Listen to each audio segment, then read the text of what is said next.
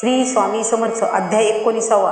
श्री गणेशाय नमः. एकाग्र चित्ते करिता श्रवण, तेने होय दिव्य ज्ञान, त्या ज्ञाने परमार्थ साधन, पंत सुलभ होत असे. बोलणे असो हे आता, वर्णू पुढे स्वामी चरित्रा, अत्यादरे श्रवण करता सर्वत्र पाविजे निश्चये.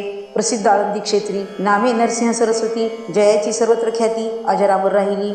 कृष्णा तटाकी क्षेत्रे पवित्र, ती देखिली त्यांनी समस्त, नाना योग्याभ्यासी भोवत, महासाधू देखिले. करावे हटयोग साधन, ऐसी इच्छा बहुत दिन, नाना स्थाने फिरवून शोध करीती गुरुचा.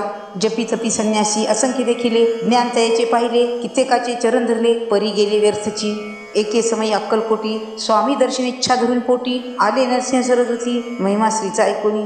सन्मुख पाहुणी तयाला, आज्ञाचक्र भेदातला एक श्लोक सत्वर म्हटला, श्रवणी पडला तयांच्या. श्लोक ऐकता तिथीची, समाधी लागली त्यांची, स्मृतीनं राहिली देहाची, ब्रह्मरंध्री प्राणवायू. आश्चर्य करिता सकळजन, असो झाली या काही वेळ, समाधी उतरुनी तत्काळ, नरसिंह सरस्वती धावले. स्वामी पदा भुजावरी, मस्तक ठेवले झडकरी, सद्गतीत झाले अंतरी, हर्ष पोटीनं सामावे.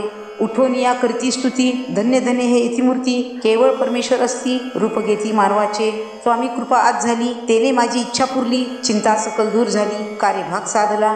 असो नरसिंह सरस्वती, आळंदी क्षेत्री परतून येती, तेथीची वास्तव्य करीती, सिद्धी प्रसन्न जयाला. बहुत धर्मकृत्य केली, दूर दूर कीर्ती गेली, काही दिवशी एकेवेळी अक्कलकोटी पातले. घेतले स्वामीचे दर्शन, उभे राहिले कर जोडून, झाले बहुत समाधान, गुरुमूर्ती पाहुनिया. पाहुन्या नरसिंह सरस्वतीसी, समर्थ बोलले त्या समयासी, लोकी धन्यता पावलासी, वार येऊशिता पाळोनी.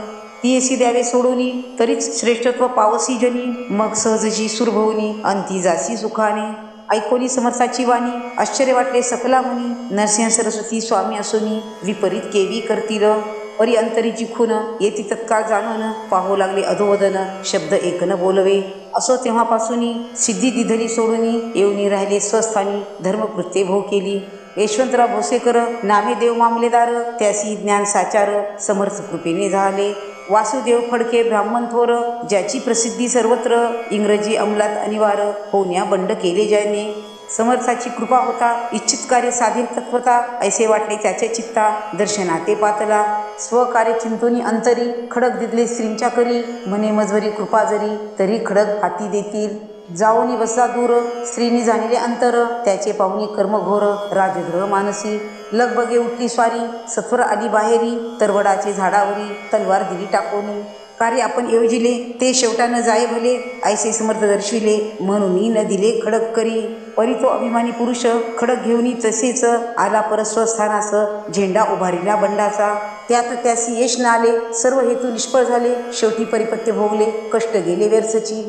असो स्वामीचे भक्त, तात्या भोसले विख्यात, राहती अक्कलकोटात, राजा श्री सरदार. मायापाश तोडूनी, दृढ झाले स्वामीचरणी, भजन पूजन निशिदिनी, करीता ती आनंदे. अकस्मात एके दिवशी, भयभीत झाले मानसी, यमदूत दिसती दृष्टीसी, मृत्यू समय पातला.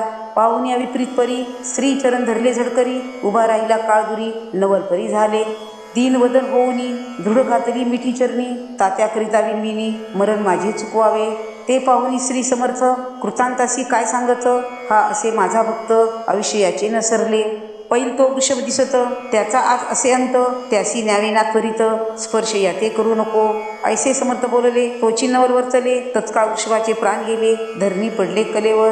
जन पाहुणी आश्चर्य करीती, धन्यता थोर वर्णिता ती, बैलाप्रती दिधली मुक्ती, मरण चुकले तात्याचे. ऐशा लीला असंख्य, वर्णू जाता वाढेल ग्रंथ, हे स्वामी चरित्र सारामृत, चरित्र सार मात्र येथे. इति श्री स्वामी चरित्र सारामृत, नाना प्राकृत कथासंमत, सदा परिसत प्रेमळ भक्त, 19वा अध्याय गोढा. श्रीरस्तु शुभम भवतु.